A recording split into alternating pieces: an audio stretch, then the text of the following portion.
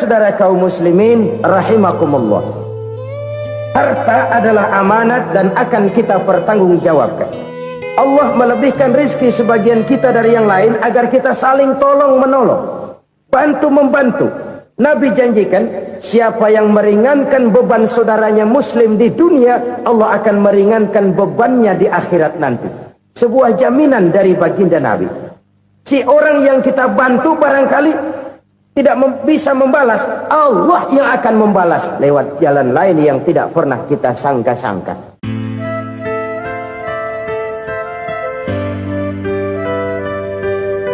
Selalu berusaha menyimpan sesuatu yang bisa membawa manfaat, baik untuk dirinya, untuk anak cucunya, maupun untuk keluarganya, untuk masa kini dan masa depannya. Kadang simpanan itu berbentuk uang, kadang berupa tanah, lain saat berbentuk pabrik, dan lain sebagainya. Sementara masa depan yang paling pasti adalah akhirat. Jika untuk masa depan dunia, kita rela memeras keringat, membanting tulang, pergi pagi dan pulang petang, menyimpan uang, menyimpan tanah, menyimpan pabrik, pernahkah kita merenung jika satu saat kiamat datang, kita dibangkitkan dari kubur masing-masing, berdiri di padang mahsyar untuk mempertanggungjawabkan seluruh kegiatan hidup kita di dunia ini, lalu kita akan menuju ke alam akhirat. Sudahkah kita mempunyai simpanan untuk akhirat kita? Pada pertemuan kali ini saya ingin menyampaikan sebuah hadis di mana Rasulullah sallallahu alaihi wasallam bersabda, arba'un min kanzil jannah. Simpanan sorga ada 4 macam. Yang pertama, ikhfa'us sadaqah, menyembunyikan sedekah. Saudara-saudara kaum muslimin, sebagaimana yang kita maklum bahwa Allah Subhanahu wa taala melebihkan sebagian rezeki dari kita terhadap yang lain. Ada yang kaya, ada yang setengah kaya, ada yang miskin, ada yang setengah miskin, dan selanjutnya. Ada yang gajinya kecil tapi penghasilannya gede. Ada yang penghasilannya gede tapi nggak punya gaji. Ada juga yang memang gajinya gede dan penghasilannya gede. Kelebihan rezeki merupakan sunnatullah dan tidak harus membuat kita merasa lebih dari yang lain. Bahkan sebaliknya, kelebihan itu harus membuat kita ringan tangan untuk menolong mereka yang memang memerlukan pertolongan. Kalau saudara diberikan ilmu, maka pertanyaan akhirat cuma satu: ilmumu kau amalkan untuk apa? Kalau saudara diberikan umur yang panjang, pengadilan akhirat juga bertanya satu: umurmu kau habiskan di mana? Tapi kalau saudara diberikan harta, pengadilan akhirat akan bertanya dua: hartamu kau dapat dari mana? Kau belanjakan kemana? Dari mananya ditanya, dan kemananya juga ditanya. Oleh karena kita akan dimintakan pertanggungan jawab, maka amanah yang bernama harta ini harus kita gunakan dengan sebaik-baiknya. Ada penggunaan yang merupakan kewajiban, itu zakat namanya. Ada penggunaan yang sewaktu-waktu, itu infak namanya. Ada yang lebih sewaktu-waktu lagi, dan itu sedekah namanya. Zakat dia terikat oleh haul dan nisab, oleh putaran batas waktu dan ukuran dari harta itu sendiri. Sedangkan infak terikat oleh situasi dan kondisi perekonomian seseorang. Sedangkan sedekah tidak terikat dengan apapun. Dalam kondisi seperti apapun kita bisa melakukan sedekah dengan yang terkecil sekalipun. Sampai-sampai Rasulullah sallallahu alaihi wasallam mengajarkan, la tahqiranna minal ma'rufi syai'an walau an talqa akhaka biwajhin talik. Atau ada hadis, tabassumuka fi wajhi akhika laka sedekah. Senyumanmu kepada temanmu adalah sedekah. Jadi untuk melakukan sedekah tidak harus dalam berbentuk uang. Dengan ilmu kita bisa sedekah, dengan tenaga kita bisa bersedekah, dengan pikiran kita bisa bersedekah, bahkan senyum kepada teman itu pun sedekah. Jadi kalau sedekah dengan uang memang belum punya uang, nyengir aja banyakin. Itu asal pada tempatnya, jangan lalu ketemu tiang listrik cengengesan. Tentu tidak pada tempatnya dan tidak wajar. Nah, sedekah yang paling dicintai Allah adalah sedekah yang disembunyikan. Artinya jauh dari sifat riya. Kan kadang-kadang ada orang sedekah itu disebutkan namanya. Apa tidak bagus? Kalau memang niatnya ikhlas, ya bagus-bagus saja. Untuk memberikan sugesti kepada yang lain. Si Fulan bin Fulan nyumbang sekian, diumumkan. Boleh kalau niatnya untuk memberikan rangsangan kepada yang lain supaya dia menyumbang lebih besar dari orang tadi. Tapi kalau itu mendatangkan riya, maka sedekah yang paling dicintai Allah adalah sedekah yang disembunyikan. Tangan kiri saja tidak tahu apa yang diberikan oleh tangan kanan. Sedekah yang dilakukan dengan ikhlas akan merupakan perbendaharaan surga, tersembunyi dari pandangan orang lain, tidak seorang pun tahu. Karena memang sikap yang baik adalah melupakan kebaikan dan mengingat kesalahan. Itu salah satu ciri orang bahagia. Orang yang selalu mengingat kesalahannya dan berusaha melupakan segala kebaikannya. Kalau dia akan ada kebaikan, dia tidak bisa ikut, dia merasa rugi karena dia merasa belum pernah berbuat baik. Tapi kalau akan melakukan kesalahan baru, dia ingat kesalahan yang sudah-sudah, sehingga terhalang baginya untuk melakukan satu kesalahan baru. Demikianlah saudara-saudara, bahwa Allah melebihkan rizki sebagian kita dari yang lain, agar terjadi tolong-menolong dalam kehidupan ini. Jadi kesenjangan yang nature, kesenjangan yang alami, itu sunnatullah. Ada yang kaya, ada yang miskin, ada yang kelas menengah. Nah, kenapa lalu sekarang kita berusaha mengentaskan kemiskinan? Oleh karena adanya kesenjangan struktural. Kalau yang kaya bisa semakin kaya, kenapa yang miskin tidak bisa naik jadi ikut sedikit kaya? Sebab pada dasarnya Islam adalah agama yang sejak turunnya sudah berupaya memerangi kemiskinan. Bahkan dikatakan kemiskinan itu mendekatkan kepada kekufuran. Orang kalau miskin udah dekat banget sama kafir. Gampang menjadi kafir. Berapa banyak saudara-saudara kita yang oleh karena soal perut, oleh karena soal materi, terpaksa meninggalkan dan menanggalkan akidahnya. Menjual petunjuk yang diberikan Allah dengan kesenangan dunia yang cuma sebentar ini. Na'udzubillah, thumma na'udzubillah. Jadi makin kita sembunyikan satu sedekah, semakin banyak perbendaharaan kita di surga. Sedekah yang paling dicintai Allah adalah sedekah yang disembunyikan. Malahan ada seorang sufi, dia punya kebiasaan kalau pergi sholat Jumat dia bawa uang, itu uang dia taruh di bawah tikar masjid. Dia niat sedekah kepada siapa saja yang nemuin itu duit. Maksudnya apa? Supaya yang nemuin nggak tahu siapa yang punya duit. Demikian dia saking ingin menyembunyikan sedekahnya. Karena sifat riya itu bisa memakan amal kita sendiri.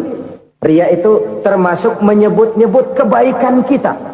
Orang yang suka nepuk dada, sedikit-sedikit ngitungnya kalau nggak gua. Tuh kalau nggak gua tuh. Tuh yang belas itu kalau nggak gua, kalau nggak gua. Iya kalau nggak lu kenapa emang? Orang yang suka menepuk jasad. Tuh biasanya memang begitu saudara-saudara. Kalau perang lagi berkecamuk, orang nggak sempat ngaku jadi pahlawan. Tapi begitu perang selesai, yang kagak kenal bedil ngaku pahlawan, mas. Itu sesuatu yang biasa. Oleh karenanya, orang-orang yang ikhlas dalam bersedekah, disembunyikannya sedekah itu, Allah cinta betul. Malahan ada hadis memberikan jaminan, inna sedaqatal mar'il muslimi tazidu fil umri wa tadfa'u mitatas su'i. Sesungguhnya sedekahnya seorang mukmin tazidu fil umri, bisa menambah umur panjang, wa tadfa'u mitata su'i, dan menyelamatkan manusia dari mati secara su'ul khatimah. Jadi siapa yang kepengen panjang umur, banyaklah sedekah. Yang bosan hidup, pelit terus. Sedekah menambah panjang umur dan menyelamatkan manusia dari mati secara su'ul khatimah. Pak, katanya umur itu nggak bisa ditambah, nggak bisa dikurangin. Kapan? Kalau ajal sudah datang. Fa idza jaa ajaluhum la yastakhiruna sa'atan wa la yastakdimun. Kalau ajal datang tidak bisa dimajukan, tidak bisa dimundurkan. Itu kalau ajal sudah datang. Tidak bisa lagi umur ditambah dikurangi, sudah datang. Tapi kalau belum datang, itu kan haknya Allah. Mau ditambah, mau dikurangi, hak prerogatif Allah. Sebagai pencipta manusia, Allah Maha Kuasa dan Maha Mampu. Sedekah ini menambah panjang umur dan menyelamatkan manusia dari mati secara su'ul khatimah. Itu orang mati kan sama ya, kondisinya mati, nggak nafas. Tapi hakikat mati kan lain-lain. Ada yang mati itu husnul khatimah, baik akhirnya.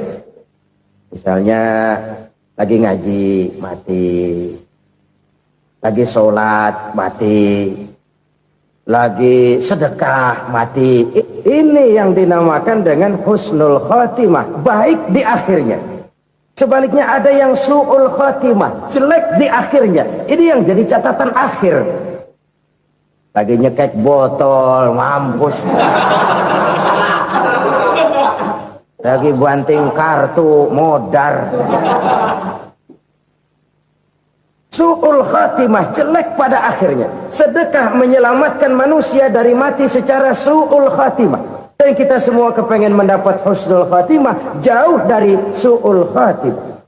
Oleh sebab itu yang bisa menyelamatkan kita dari penyakit itu antara lain adalah sedekah yang disembunyikan, yang dikerjakan dengan ikhlas karena Allah, tidak karena kepengen dipuji orang, tidak karena ingin dikatakan orang pemurah. Sebab orang dermawan itu orang yang memberi tanpa harus diminta. Kalau masih harus diminta, ya belum dermawan namanya, masih harus diminta. Kalau nggak diminta ya tulus, lolos, polos. Saudara-saudara kaum muslimin rahimakumullah. Harta adalah amanat dan akan kita pertanggungjawabkan. Allah melebihkan rizki sebagian kita dari yang lain agar kita saling tolong menolong, bantu membantu. Nabi janjikan siapa yang meringankan beban saudaranya muslim di dunia, Allah akan meringankan bebannya di akhirat nanti. Sebuah jaminan dari baginda Nabi. Si orang yang kita bantu barangkali tidak bisa membalas, Allah yang akan membalas lewat jalan lain yang tidak pernah kita sangka-sangka. Ada orang tanya, Pak, ini ada orang nyumbang masjid sambil marah-marah, bagaimana? Saya bilang sumbangannya aja ambil, marahnya jangan. Marahnya jangan diambil, itu urusan dia. Saudara-saudara kaum muslimin rahimakumullah. Umat Islam ini kan umat yang punya potensi besar. Kadang kita merenung, kenapa kadang-kadang pembangunan masjid kok lambat sekali? Kalau hotel hari ini peletakan pertama, bulan depan peresmian. Supermarket hari ini peletakan batu pertama, minggu depan peresmian. Tapi kalau sudah yang namanya masjid, kadang-kadang peletakan batu pertama sekaligus jadi batu terakhir. 3 tahun, 4 tahun, campur nebar jalak di jalanan, duit dijaring kayak ikan sepat. Apa tidak ada orang Islam yang kaya? Banyak. Apa tidak ada pengusaha muslim yang jadi konglomerat? Ada. Lalu yang belum banyak itu yang komit terhadap nilai-nilai agamanya. Akhirnya kita jatuh jadi umat yang lemah. Belum ada pengusaha konglomerat muslim buka pabrik supermi cap bedug misalnya umpamanya atau pabrik kecap cap sorban supaya identitas keislamannya sedikit kelihatan. Kita jatuh jadi umat yang lemah karena potensi tidak terinventarisir dengan baik. Kita ini ibarat kompor yang cuma matengin nasi orang lain. Potensi kita dimanfaatkan oleh orang lain. Ukhuwah Islamiyah kita baru terbatas kepada silaturahmi. Ukhuwah di bidang ekonomi kita lemah, ukhuwah di bidang kebudayaan kita lemah, apalagi ukhuwah di bidang politik kita lebih rapuh lagi. Padahal ukhuwah itu adalah totalitas kehidupan manusia, menyangkut ipolek sosbud, memerlukan nilai-nilai ukhuwah. Jadi oleh karena itu mari kita menyadari di dalam harta kita, walaupun kita yang cari pergi pagi pulang sore peras keringat banting tulang, di sana ada harta anak yatim, di sana ada hak masjid, di sana ada hak pesantren, di sana ada hak jihad. Berbahagialah seseorang apabila dia oleh Allah dijadikan keran. Keran itu menyimpan air, tapi tidak untuk dirinya, tapi disalurkannya kepada mereka yang memang memerlukannya. Saudara-saudara kaum muslimin rahimakumullah, ini yang pertama. Jadi perbendaharaan surga adalah menyembunyikan sedekah. Orang lain nggak tahu, kita pun nggak pernah ngitung-ngitung. Kita anggap lewat begitu saja, padahal itu deposit akhirat. Satu. Yang kedua, perbendaharaan surga itu apa? Wa kitmanul musibah, menyembunyikan kesulitan. Kadang orang takut menghadapi kesulitan, tapi makin kita merenung, hidup ini kan sebenarnya urusan. Takut sama urusan ya jangan hidup. Tandanya orang hidup itu kalau punya urusan. Urusan melupakan problem, problem sering menimbulkan kesulitan. Kesulitan bukan untuk ditakuti, tapi untuk diatasi dan dicarikan jalan keluarnya. Siapa sih orangnya yang nggak pernah sulit-sulit? Makin tinggi status sosialnya, makin gede urusannya. Makin tinggi kualitas imannya, makin berat tingkat kesulitannya. Cuma memang yang namanya enak itu seperti pelangi. Biang lala itu nggak pernah di atas kepala kita, di atas kepala orang melulu. Lu sih enak lu, kata kita. Dia juga bilang yang enak kan lu. Pelangi itu nggak pernah di atas kepala kita. Kata tukang beca, aduh enak ya naik Mercy. Kata tukang beca, apa yang di dalam mobil Mercy? Aduh enak bener tukang beca, di jok ngeringkuk ngorok pulas bener. Saya kamar pakai AC sejuk, tempat tidur sutra empuk, alga spring bed, gula kulik nggak bisa pulas kalau belum minum Valium, belum tidur. Enak bener tukang beca, di jok ngorok nggak tahu wetan kulon. Si tukang beca bilang yang di Mercy enak, yang di Mercy bilang tukang beca enak. Inilah enak, nggak pernah di atas kepala kita, di atas kepala orang lain melulu enak itu. Nah saudara-saudara,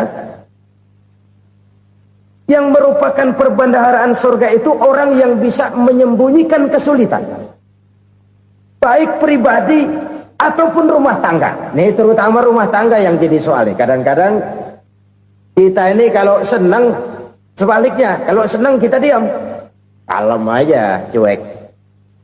Banyak banget duit kita bawaan, diam aja udah. Malah ketemu orang takut. Tapi begitu susah, sekampung tahu. Padahal Nabi mengajarkan perbendaharaan surga itu menyembunyikan musibah, menyembunyikan kesulitan. Kalau enak, cerita sama orang-orang. Kalau nggak enak, rasain sendiri, tekan sendiri, atasin sendiri. Kita kan sebaliknya, tenang kita diam, asal lagi susah, paling tidak kita nyari teman buat cerita kesusahan. Siapa orangnya yang nggak pernah susah? Cuma soalnya bagaimana kita mengatasi kesusahan itu sendiri. Begitu juga misalnya kalau orang sudah berumah tangga, itu orang tuanya harus menjadi tempat dia cerita yang enak-enak saja. Yang nggak enak rasain berdua, selesaikan berdua, atasin berdua. Jangan dibalik. Asal senang diam, giliran susah saja. Maknya laporan. Terbalik. Bisa menjaga security informasi. Maka nama bayam keluar diam, malah seluitan. Enak amat lo makan daging ayam. Security informasi. Saudara-saudara kaum muslimin rahimakumullah. Ujian yang terberat itu yang pernah diberikan kepada para nabi para rasul, para aulia, para ulama, makin tinggi keimanan, makin berat bentuk kesulitan. Ayo saya kemukakan satu contoh saja. Ada seorang nabi yang kaya, nabi kaya, namanya Nabi Ayub. Iblis kalau orang begini kan keki, ibadahnya rajin, kaya. Nih yang kayak begini susah digodain. Kalau ibadahnya rajin, miskin, kali bisa disogok. Sini imannya mantap, ibadahnya rajin, kaya, nabi lagi. Oh, tapi namanya iblis nggak kurang akal. Laporan, Tuhan, kenapa Les? Ya ini bahasa saya, bahasa Qurannya sih nggak gitu. Itu hambamu yang namanya Ayub, dia rajin ibadah cuma karena dikasih kaya aja. Coba kasih miskin dia, berhenti dia sembahyang. Ah, kamu bisa aja. Saya tahu Ayub itu hambaku yang ikhlas. Saya buktiin Tuhan, silahkan. Dibuktiin lah, iblis turun ke alam ini. Yang mula-mula dia lakukan, dia rusak sawah ladang Nabi Ayub. Dia binasakan binatang ternak Nabi Ayub. Sehingga dalam waktu singkat, jatuhlah Nabi Ayub dari orang paling kaya, jadi orang paling miskin. Beliau masih ibadah di mihrab dalam masjid. Datang iblis. Saudara Ayub, ya. Lagi ngapain? Ibadah. Nyembah Allah, nyembah Allah. Oh, percuma. Kenapa? Tuhan yang ente sembah nih, dia udah bikin miskin ente. Sawah ladang ente hancur lebur, binatang ternak binasa. Sekarang ente jadi orang paling miskin. Ngapain nyembah Tuhan kayak begitu? Tekor. Udah berhenti dah ibadah, berhenti ibadah. Ini iblis sama Tuhan laporannya lain, yang dikerjakan kepada Nabi Ayub juga lain. Benar begitu iblis kata Nabi Ayub? Iya. Sawah ladang saya habis, buras. Binatang ternak saya binasa, binasa. Saya miskin, bangpak. Apa jawab Nabi Ayub? Bukan innalillahi, ya ini hebat. Alhamdulillahillazi a'tani wa akhza minni. Segala puji bagi Allah yang telah memberikan harta kepada saya dan sekarang mengambilnya lagi. Alhamdulillah. Allah yang ngasih, Allah yang ambil. Itu mah urusan Allah. Iblis cuman ibadah jalan terus, sujud lagi Nabi Ayub. Iblis seleher gondok banget. Dasar Nabi nggak mempan dia apa-apain. Miskin malah alhamdulillah. Allah yang ngasih, Allah yang ngambil. Jadi kalau kita tidak komit, kita tidak terikat kepada kaya, miskin, senang, susah, apa yang bisa bikin kita susah? Jadikan kekayaan, kemiskinan, jadikan senang, susah sebagai anak buah yang bisa kita atur. Jangan kekayaan ngatur kita, jangan kemiskinan ngatur kita. Kita yang harus mengatur mereka. Senang, susah, kaya, miskin, bahagia, sengsara, jadikan itu anak buah yang bisa kita atur. Kalau sekarang kita kaya, lain saat boleh jadi kita miskin, semiskin-miskinnya. Allah yang ngasih, Allah yang ngambil. Tenaga mana yang bisa menghalangi? Ibadah jalan terus. Iblis makin gondok. Dasar Nabi loh. Akhirnya apa? Nabi Ayub dikerjain, diberikan penyakit. Demikian fatal penyakitnya. Bayangin, udah miskin sakit. Masya Allah. Miskin sakit. Sakitnya nggak lama, kira-kira 16 tahun. Istrinya 3, 2 mental minta ceraiin. Ngerawatin laki bengek begini. Senang belum tentu, susah udah pasti nih. Cerai aja, cerai dah. Cerai. Tinggal satu Siti Rahmah yang setia menemani beliau. Sesetia-setianya hati perempuan. Satu saat Siti Rahmah bilang, "Bang, iya, abang kan Nabi bang. Lalu namanya Nabi kan doanya jarang meleset bang. Maksud kamu minta kenapa sih sama Tuhan biar abang sembuh baik dah bang?" Siti Rahmah, iya. Saya sakit berapa tahun sih dah? 16 tahun bang. Sebelum ini saya sehat berapa tahun? Ya kira-kira 60 tahun bang. Nah coba ente banding-bandingin Rahmah. Saya dikasih sehat 60 tahun. dikasih sakit 16 tahun, sudah nggak sabar mau doa kepada Allah minta sembuh. Saya malu kepada Allah. Diuji dengan yang luar biasa seperti ini, tidak mengganggu stabilitas kehambaannya. Dia tetap menghamba kepada Allah Subhanahu wa ta'ala. Saudara-saudara kaum muslimin rahimakumullah, kunci menghadapi kesulitan itu apa? Allah jelaskan dalam satu ayat, wa basyiris sabirin alladzina iza asabathum musibah qalu inna lillahi wa inna ilaihi raji'un. Gembirakan orang-orang yang sabar. Siapa mereka itu? Yang apabila mendapat musibah mereka kembali kepada keyakinan dasar, segalanya dari Allah dan segalanya akan kembali kepada Allah. Ini konsepsi dasar dari sikap muslim dalam menghadapi berbagai kesulitan. Segalanya dari Allah, segalanya akan kembali kepada Allah. Kalau ini sudah kondisi dasarnya, maka kita akan lapang menghadapi kenyataan bagaimanapun pahitnya. Apakah itu namanya miskin, apakah itu namanya sakit, bahkan maut sekalipun. Segalanya dari Allah, segalanya akan kembali kepada Allah. Ini sikap hidup, bukan sekedar ucapan. Kita kadang-kadang menjadikannya sebagai ucapan. Mulutnya sih nggak berhenti, innalillahi wa inna ilaihi raji'un, tapi nangisnya terus gerung-gerungan. Bukan itu, ini kesadaran moral. Kalau segalanya dari Allah, segalanya kembali kepada Allah, kan sebenarnya cuma nunggu giliran. Hari ini saya nyembayangin dia, entah hari apa saya disembayangin orang. Hari ini saya antar dia ke kubur, entah hari apa orang nganterin saya ke kubur. Hari ini saya tahlilkan dia, entah nanti kapan orang tahlilkan saya. Segalanya dari Allah, segalanya akan kembali juga kepada Allah. Oleh sebab itu saudara-saudara, kesulitan bukan untuk ditakuti. Kesulitan justru untuk diatasi, dicarikan jalan keluarnya. Dan tidak ada orang yang tidak pernah mendapat kesulitan. Tidak ada. Semakin tinggi status sosial, semakin tinggi kualitas keimanan, semakin besar juga tingkat kesulitan. Hanya saja bagaimana cara kita mengatasinya.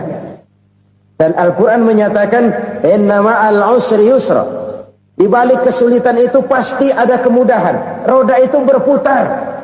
Karena itu Rasulullah sallallahu alaihi wasallam mengingatkan kepada kita, ta'arraf ilallahi firraha ya'rifka fisyiddah. Ingatlah kepada Allah di waktu kamu senang, supaya Allah ingat kepada kamu di waktu kamu susah. Kalau waktu senang kita ingat kepada Allah, kita susah, Allah tidak akan meninggalkan kita. Tapi kalau waktu senang kita jauh dari Allah, sujud tidak sempat, dengan masjid jauh, ketika senang kita lupakan Allah. Nanti begitu kita susah, Allah lupakan kita. Dan itu menyakitkan. Oleh karena itu orang-orang tua kita dulu bilang, kalau lagi sehat ingat-ingat lu bakal sakit nanti. Kalau lagi kaya ingat-ingat satu saat kita bakal jatuh miskin. Bahkan kalau lagi muda ingat-ingat kita bakal tua. Dan yang terpenting, kalau lagi hidup ingat-ingat kita bakal mati. Saudara-saudara kaum muslimin rahimakumullah. Jadi yang kedua yang merupakan perbendaharaan surga, menyembunyikan musibah. Saudara-saudara kaum muslimin rahimakumullah. Hal ketiga yang merupakan perbendaharaan surga adalah wasilatur rahmi. Orang yang suka bersilaturahmi. Sebagaimana yang kita maklum bahwa manusia adalah makhluk yang disebut zon politika. Makhluk sosial yang tidak mungkin hidup sendiri-sendiri. Betapa dan siapapun kita memerlukan orang lain. Bodoh betul manusia kalau tinggal di tengah masyarakat tapi tidak mau bermasyarakat. Merasa hebat sendiri, pintar sendiri, gagah sendiri, kaya sendiri. Mungkin kalau mati juga ngubur sendiri. Jangankan kita di sini. Di sorga saja Nabi Adam waktu sendirian bengong melulu, ngondar mandir. Allah tegur dam sepi dam. Jadi ini kalau bahasa saya, iya Tuhan sepi ini nggak ada coret-corekan pisan ini. Diciptakan Siti Hawa baru anteng Nabi Adam. Itu di sorga. Cobalah. Umpamanya saudara tinggal di Jakarta nih. Kayak bener. Apaan aja di Jakarta punya saudara dah. Jembatan Semanggi ambil. Monas, Buntel bawa pulang. Hotel-hotel ambil semua. Cuman tinggal di Jakarta sendirian, apa enaknya?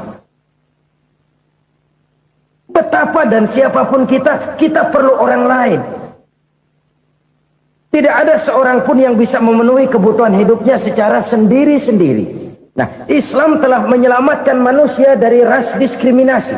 Mengikat manusia dengan persaudaraan yang berlandaskan kepada akidah. Karena itu dianjurkan bersilaturahmi. Bahkan Nabi menyatakan, man arada ayyubsata lahu fi rizqihi wa yunsa'a fi atharihi falyasil rahimah.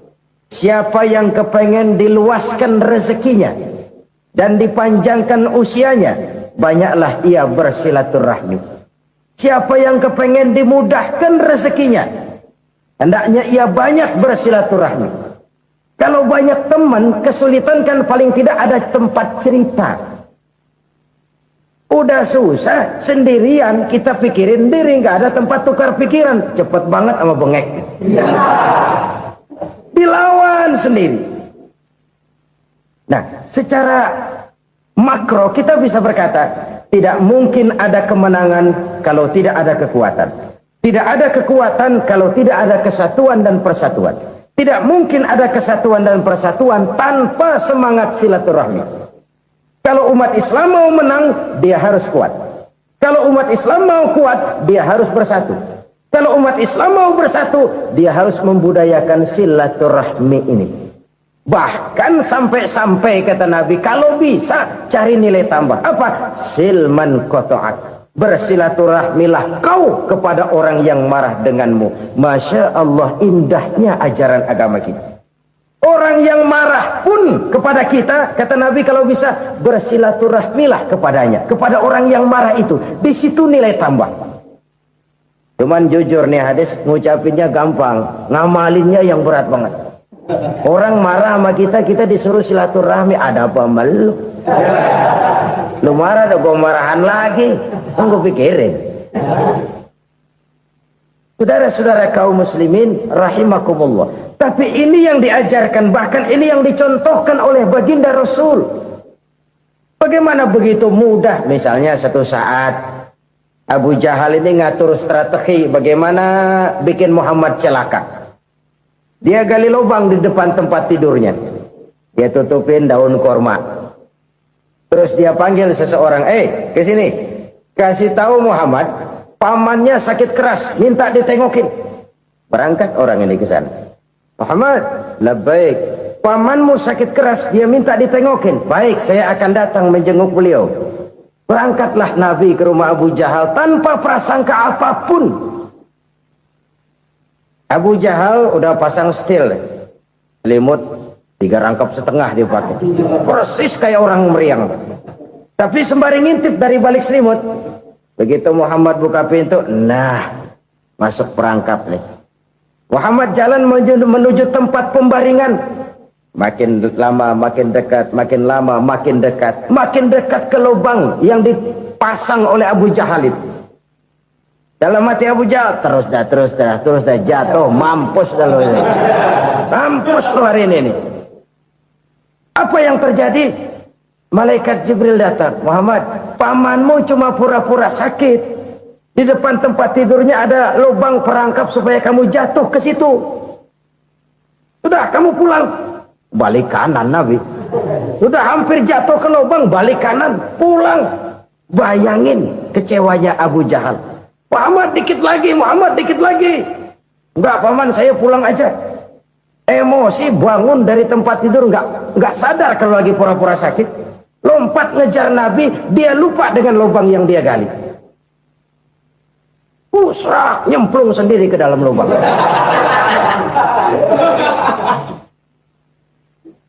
Nabi terus berlalu. Ini terjadi keanehan. Jatuh ke lubang yang dia gali itu sebenarnya nggak terlalu dalam ya, antara 3-4 meteran lah. Tolong saya jatuh ke lubang ini. Datanglah pelayan-pelayannya itu. Angkat saya dari sini. Oh, yang ngulurin tambang. Satu gulung belum juga nyampe itu tambah. Kurang beli lagi ke warung. Sambung ulur lagi enggak juga bisa sampai. Wah ini kerjaan Muhammad ini. Tolong siapa salah seorang kamu ke rumah Muhammad, kasih tahu encangnya kecebur. Minta ditolongin. Sampaikan kepada Rasul. Kenapa? Pamanmu jatuh ke lubang, Muhammad minta tolong diangkatin. Tambang udah nyambung-nyambung nggak nyampe juga. Ya nanti saya datang saya tolong. Coba ini. Nyata-nyata orang berniat jahat mau mencelakakan dia. Datang dia menolong. Ini yang disebut air tuba dibalas air susu ya ini. Bukan sebaliknya. Air tuba dibalas air susu. Paman, kecebur ya? Iya Muhammad, tolong ini. Pegang tangan saya. Nabi ulurkan tangannya. Nyampe. Dipegang oleh Abu Jahal. Diangkat ke atas. Sampai atas. Apa kata Abu Jahal? Sihirmu memang hebat Muhammad. Udah ditolongin dikata sihir. Yang enak kita kemplang kan itu orang begitu. Urusan apa? Tapi inilah akhlak. Kalau bisa kamu bersilaturahmilah dengan orang yang marah kepadamu sekalipun. Orang marah kita tetap baik. So, kalau kita berbuat baik sama orang yang memang baik, rasanya sih biasa-biasa aja. Orang baik kita baik lagi, ya draw aja, belum ada nilai tambah di situ. Baru ada nilai tambah kalau kita bisa berbuat baik kepada orang yang nyakitin kita. Itu namanya kita setingkat di atas dia. Dia sakitin kita, kita berbuat baik sama dia. Dia pelit sama kita, kita baik sama dia. Dia marahin kita, kita deketin dia. Di situ kita punya nilai tambah. Jadi siapa yang ingin diluaskan rezekinya kata Nabi dan dipanjangkan umurnya, hendaklah ia banyak-banyak bersilaturahmi. Sederhana sebenarnya silaturahmi, tapi silaturahmi membangkitkan semangat kesatuan dan persatuan. Kesatuan dan persatuan melahirkan kekuatan. Dalam matematika 1 ditambah 1 pasti 2. Tapi di tengah masyarakat, 1 orang takut ditambah 1 orang takut, hasilnya jadi 2 orang setengah berani. Kenapa setengah berani? Karena udah berdua. Tadi pan takut sendirian. Kalau dia kumpul turu-turu takutlah jadi berani. Kita yang lemah, kita yang tidak berdaya, kita yang miskin, kalau mau kompak bersatu, apa yang nggak bisa kita kerjain? Apalagi tinggal di kota besar, pilihan cuma 2. Bertahan atau minggir. Bertahan atau minggir. Untuk bisa bertahan harus mampu bersaing. Untuk mampu bersaing harus punya keahlian. Keahlian harus ditunjang dengan pendidikan, ditambah oleh kekompakan sebagai umat. Udah miskin mencar mulu, orang injek kita. Orang nggak pandang urusan apa yang malu. Oleh karena itu silaturahmi pada hakikatnya merupakan roh dari ukhuwah yang diajarkan oleh agama kita. Bagaimana Islam menyelamatkan masyarakat manusia dari ras diskriminasi, mengikat manusia, dan tidak ada persaudaraan yang lebih indah selain persaudaraan yang diikat dengan nilai-nilai akidah. Sepanjang orang di jalan Allah, itulah saudara kita. Keluar dia dari jalan Allah, selesailah persaudaraan sampai di situ. Karena itu, kalau ingin menyimpan sesuatu di surga, banyaklah bersilaturahmi. Datang ke rumah ini, datang ke rumah itu, dan lain sebagainya. Itu simpanan kita di akhirat nanti. Ini yang ketiga. Saudara-saudara, yang keempat, perbendaharaan surga itu apa? Wa qawlu la hawla wa la quwwata illa billah. Ucapan la hawla wa la quwwata illa billah. Ibadah kan ada yang berat, modalnya besar. Bangun masjid berat, modalnya besar. Bangun rumah sakit berat, modalnya besar. Ada ibadah yang berat, tapi modalnya ringan. Misalnya puasa. Puasa itu berat, mengendalikan nafsu. Kalau sekedar nggak makan nggak minum sih enteng, mengendalikan nafsu itu jihad terbesar. Tapi kan modalnya ringan, cuma niat saja. Ini ibadah berat, modalnya ringan. Ada ibadah yang ringan, modalnya juga enteng. Seperti termasuk ucapan la haula wa la quwwata illa billah. tanpa sadar. La haula wala quwata illa billah. Nyelengin tuh di surga. Nyelengin, kita nggak terasa. Nyelengin simpenan akhirat. La haula wala quwata illa billah. Nyimpan lagi. Kaget. La haula wala quwata illa billah. Nyimpan lagi. Banyak simpenan. Walaupun sebenarnya yang dimaksud di sini adalah kesadaran batin. Bahwa tidak ada daya dan kekuatan kecuali Allah. Itu intinya. Kita memulai pekerjaan disunahkan baca bismillah, kan begitu? Apa itu? Kesadaran moral bahwa ini saya bisa kerjakan. Saya kerjakan ini dengan menyebut nama Allah. Kenapa? Kalau Allah tidak memberikan daya dan kekuatan, mana mampu saya kerjakan ini. Maka saya kerjakan ini dengan menyebut nama Allah. Bismillah. Kesadaran moral. Manusia hanya wajib berusaha, tapi nggak pernah wajib berhasil. Banyak hal-hal yang kalau kita renungkan secara rasio nggak mungkin, tapi jadi kenyataan. La haula wala quwata illa billah. Tidak ada daya dan kekuatan kecuali bagi Allah semata-mata. Kesadaran moral akan kelemahan dan keterbatasan makhluk bernama manusia. Kadang kita kagum dengan otak, tapi kita sering lupa sama yang bikin otak. Padahal bagaimanapun hebatnya otak, yang bikin otak pasti lebih hebat dari otak. Nggak percaya, silahkan otak-otakan. Inilah kecenderungan. Kita kagum dengan pesawat-pesawat mutakhir, bukan main besi gede banget terbang itu. Alangkah hebatnya. Lalu apa yang bikin otak tidak lebih hebat dari itu semua? Kita puji laut. Apa yang bikin laut tidak lebih hebat dari laut itu? La haula wa la quwata illa billah. Tidak ada daya dan kekuatan kecuali Allah. Apa yang bisa kita lakukan kalau tidak karena daya dan kemampuan yang diberikan oleh Allah kepada kita? Lahirlah sikap tawadu, rendah hati, tidak melonjak menjadi angkuh dan sombong, sadar akan kelemahan dan keterbatasan diri. Sebagai makhluk yang diciptakan oleh Allah Subhanahu wa ta'ala. Jadi satu sisi ini ucapan yang berpahala, la haula, jadi wiridan. Pada sisi lain ini kesadaran moral, sikap mental, kesadaran batin bahwa yang punya daya dan kekuatan itu cuma Allah. Kita nggak pantas untuk sombong, sebab sombong itu pakaiannya Allah. Kita nggak sedang pakai pakaian Allah, kegedean. Dan makin kita renungi, makin terbentur. Apa sih yang bisa kita sombongin? Kita mau sombong apa? Kaya? Pintar? Itu kan semua relatif. Di atas langit masih ada langit lagi. Jadi oleh karenanya, marilah kita menyadari. Manusia hanya wajib berusaha, tapi tidak pernah wajib berhasil.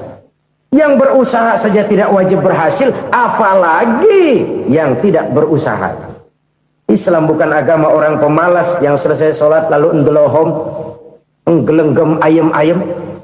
Tapi Islam bukan agama orang sombong yang setelah berusaha lalu tidak memerlukan Allah. Kita bisa saja bikin proyeksi, tahun sekian kita bakal panen besar menurut perhitungan otak. Tapi ada kejadian lain. Apa? Tikus ngambek. Habis itu dimakanin tikus, panen gagal. Proyeksi rasional gagal oleh tikus-tikus yang ngambek itu. Bisa saja terjadi.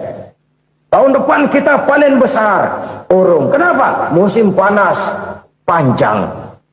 Dan sekarang ini koran-koran bikin berita musim mengalami penyelewengan. Bukan cuma manusia yang nyeleweng sekarang. Musim pakai nyeleweng. Mestinya kan musim hujan udah selesai, masih hujan-hujan juga. Musim.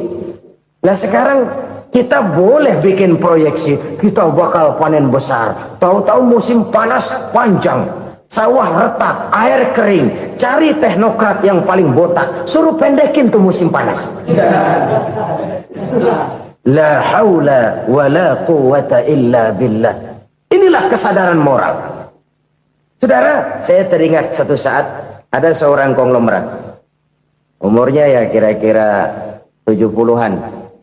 Satu saat dia ditanya oleh wartawan, "Pak, umur Bapak berapa sih?" "Ya paling 10 tahun. 10 tahun. 10 tahun. Anak bapak berapa orang? Satu saja. Satu. Harta bapak berapa? Ya paling-paling bangsa 7 juta kali. 7 juta? Iya. Pak, kenapa bapak bohongi saya? Bapak punya buku biografi. Koran-koran, majalah-majalah banyak memuat cerita riwayat hidup bapak. Saya tahu umur bapak 70. Kenapa bilang cuma 7 tahun? Saya tahu anak bapak 8. Kenapa cuma bilang 1? Saya tahu harta bapak miliaran, mungkin triliunan. Pabrik di mana-mana, bank di mana-mana. Kenapa bilang uang bapak cuma 7 juta?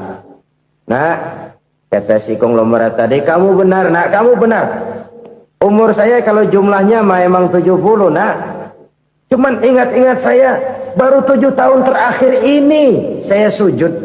Baru 7 tahun terakhir ini saya berusaha dekat dengan Allah. Saya laksanakan perintahnya, saya jauhi larangannya. 7 tahun inilah rasanya yang ada nilainya di hadapan Allah. Yang 63 tahun matong, kelabu, kelem umur gue. Habis untuk maksiat, untuk munkarat. Maka ketika ditanya tadi, umur saya 7 tahun itu. Oh begitu Pak. Oh iya. Lalu anak Pak. Anak bapak kan 8. Kenapa bilang cuma 1? Nah, kalau jumlah hitungannya memang anak saya 8. Tapi dari 8 orang ini rasanya cuma 1 nih. Yang bakal jadi buah hati, belahan jantung. Pelanjut cerita, penerus sejarah. Bakal jadi anak soleh yang akan mendoakan saya. Cuma 1 rasanya anak saya ini yang bakal jadi buah hati saya. Besar-besaran saya. Yang akan mendoakan di kubur saya. Yang akan mendoakan di akhirat saya. Yang 7 orang mana? Masya Allah, yang atu tenggeng, yang atu nyekek botol mulu, yang atu nggak karu-karuan. Makanya saya bilang 1 anak saya yang akan bisa mendoakan saya. Oh begitu Pak. Iya. Nah harta Pak, harta bapak kan triliunan. Pabrik bapak di mana-mana. Uang bapak hampir di tiap bank-bank besar. Kenapa bilang cuma 7 juta? Betul kau nak. Harta saya kalau jumlahnya memang miliaran, triliunan mungkin. Tapi yang saya ingat baru 7 juta tuh yang saya belanjakan di jalan Allah. Saya nyumbang masjid, saya santuni yatim piatu, saya bantu pembangunan pesantren, saya bantu pembangunan rumah sakit Islam. Itu yang akan saya bawa pulang ke akhirat, yang 7 juta itu. Yang triliunan itu nanti akan diperebutkan oleh anak-anak saya sebagai waris saya. Jadi harta saya 7 juta itu yang bakal nemenin saya di akhirat. Yang akan saya bawa pulang jadi teman saya. Saudara-saudara kaum muslimin, jangan-jangan orang tua itu adalah kita-kita ini. Jangan-jangan kita-kita ini adalah orang tua itu. Jangan-jangan itu potret dari diri kita masing-masing. Dari sekian umur yang diberikan Allah, berapa tahun yang ada nilainya di hadapan Allah? Dari sekian anak-anak yang merupakan amanah, berapa yang akan mendoakan kita sebagai orang tuanya menjadi anak soleh? Dari sekian banyak harta yang diberikan Allah, berapa yang akan kita bawa pulang menghadapnya nanti, yang kita belanjakan di jalan Allah? Ini sebuah potret kehidupan. Karena itu kita kembali kepada la haula wa la quwwata illa billah. Kita wajib berusaha, kita wajib berikhtiar. Selebihnya, segala daya dan kekuatan hanya milik Allah saja semata-mata. Satu kesadaran batin dari setiap pribadi muslim. Setelah ia berusaha dan berikhtiar, ia menyerahkannya kepada Allah Subhanahu wa ta'ala. Jadi, satu sisi ini merupakan wiridan ucapan yang mengandung pahala. Pada sisi lain, ini merupakan sikap batin dari seorang muslim di dalam ia menghadapi realitas kehidupan ini. Saudara-saudara kaum muslimin rahimakumullah. Kalau ini kita jadikan satu basis kehidupan, maka ini akan menyelamatkan manusia dari kemungkinan tergelincir menjadi orang yang lupa diri dan lupa darat. Sebab itu Imamul Ghazali berpesan, jadidis safinah fa innal bahra amiq wa khuziz zad fa inna safara ba'id wa khaffifil hamla fa innal hamla sadid. Perbarui selalu kapalmu karena lautan sangat dalam. Bawa bekal yang banyak karena perjalanan ini sangat jauh. Ringankan beban karena kebanyakan beban akan menyakitkan. Alangkah indah kalimat ini, alangkah dalam makna yang terkandung di sana. Perbarui selalu kapalmu karena lautan sangat dalam. Apa artinya ini? Jaga mentalmu baik-baik. Pelihara imanmu baik-baik karena hidup penuh cobaan seperti lautan. Kita kalau berlayar di lautan kan kadang-kadang tenang, angin bertiup sepoi-sepoi basah. Jika malam datang, bintang gemintang bertabur menghias cakrawala. Rembulan memantulkan sinarnya dengan indah. Dalam keadaan begitu berlayar enak. Tapi lain saat ombak menggunung, halilintar menyambar, angin topan bertiup. Berapa banyak sudah saudara-saudara kita yang tenggelam di lautan dunia tanpa sadar bahwa dia belum sampai kepada pantai yang akan dituju. Berapa banyak sudah saudara-saudara kita yang tenggelam di lautan dunia ini tanpa sempat bangkit lagi. Dia menyangka sudah sampai kepada tujuannya. Hati-hati kapal jangan sampai bocor karena lautan sangat dalam. Iman ini jaga baik-baik karena hidup penuh dengan ujian. Wa khuzizat fa inna safar ba'id. Bawa bekal yang banyak karena perjalanan sangat jauh. Saudara mau ke Bandung, bawa duit. Saudara mau ke Surabaya, banyakan lagi duitnya. Saudara mau ke Mekah, gepokan, iketan tuh duit nggak lembaran lagi. Makin jauh perjalanan, makin banyak bekal yang harus kita bawa. Kalau saudara dari Jakarta mau ke Surabaya, kagak bawa duit berangkat juga, itu sih bukan berani namanya, nekat. Sampai Surabaya belum tentu, sengsara di jalan udah pasti. Kenapa? Nggak bawa bekal berangkat. Sama juga kita nih, misalnya belum sempat sembahyang, mati. Waduh, berani banget orang. Belum punya bekal, mati. Sengsara di jalan. Atau bekal tidak cukup. Dari Jakarta saudara mau ke Surabaya, bawa duit 500 perak. Paling jauh Cikampek nyampenya itu. Paling jauh itu. Antara jauhnya perjalanan dengan bekal yang saudara bawa tidak seimbang. Hidup ini perjalanan panjang. A walking tour. Dimulai dari alam arwah. Sebelum jasad diciptakan, roh diciptakan lebih dulu. Dari situ pindah ke alam rahim. Dari alam rahim pindah ke alam dunia. Dari alam dunia pindah ke alam barzah. Baru menuju akhirat. Satu perjalanan panjang. Kalau bekal tidak bawa, sengsara di jalan. Bawa bekal yang banyak karena perjalanan ini sangat jauh. Wa khaffifil hamla, ringankan beban karena beban itu cuma akan menyulitkan. Kalau bekal itu sih keperluan, tapi beban nggak kita perluin, cuma ngeberat-beratin. Apa ini beban? Dosa. Kecurangan, kebatilan, kezoliman, ketidakadilan, kesewenang-wenangan. Itu akan jadi beban kita di akhirat. Alangkah celakanya, perjalanan panjang, bekal tidak bawa, beban kelewat banyak, alamat sengsara di jalan. Pahala tidak ada, dosa berlipat ganda. Na'udzubillah, summa na'udzubillah. Kalau kita rangkum nasihat Al-Ghazali dengan kisah si konglomerat tadi, kita akan mengambil kesimpulan. Pertama, bekal terbaik dalam menghadapi gejolak kehidupan ini tidak lain adalah iman. Yang kedua, pahala dan dosa. Dua hal kontroversial. Pahala adalah bekal, dosa adalah beban. Tapi kita sekarang kan tidak begitu terangsang kepada yang abstrak. Orang berlomba mencari yang konkret-konkret saja. Yang real. Kalau memang dosa, benjol dong. Kira-kira begitu. Kira-kira begitu. Persis orang Yahudi dulu. Orang Yahudi itu kan pernah minta kepada Nabi Musa. Ya Musa, lan nu'mina laka hatta narallaha jahrah. Musa, kami nggak bakal mau beriman kepada Allah kalau belum kami lihat Allah ada nongkrong di depan kami. Kalau memang Tuhan ada, taruh dong di depan kami.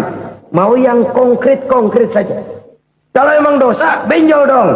Kalau memang pahala, berasa dong. Orang terangsang kepada yang real, yang konkret-konkret saja. Karena itu, untuk mengejar dosa, orang mau bayar.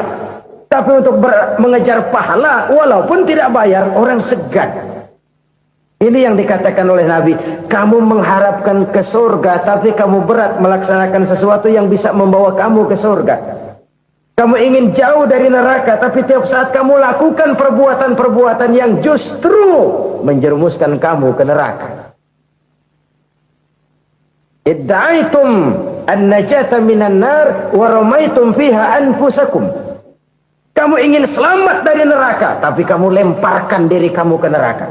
Kamu ingin masuk surga, tapi berat sekali kamu melakukan perbuatan-perbuatan yang bisa menyampaikan kamu di surga. Saudara-saudara kaum muslimin rahimakumullah. Jadi hal keempat yang merupakan perbendaharaan surga adalah la haula wa la quwwata illa billah. Satu sisi ini merupakan ucapan yang memperberat timbangan akhirat. Pada sisi lain ini merupakan sikap hidup seorang muslim. Kesadaran batin yang sangat dalam bahwa tidak ada daya dan kekuatan kecuali Allah. Dan itu kita simbolkan pada saat memulai pekerjaan dengan Bismillah. Dengan menyebut nama Allah. Satu kesadaran moral. Saya hanya bisa melakukan ini karena diberikan daya dan kekuatan oleh Allah. Lahirlah sikap tawadu, rendah hati, tidak melonjak menjadi angkuh dan sombong. Saudara-saudara, sampai sini dulu jumpa kita kali ini. Semoga 4 perbendaharaan surga ini dapat kita lakukan, yang kelak akan merupakan bekal kita di kemudian hari nanti. Amin ya rabbal alamin.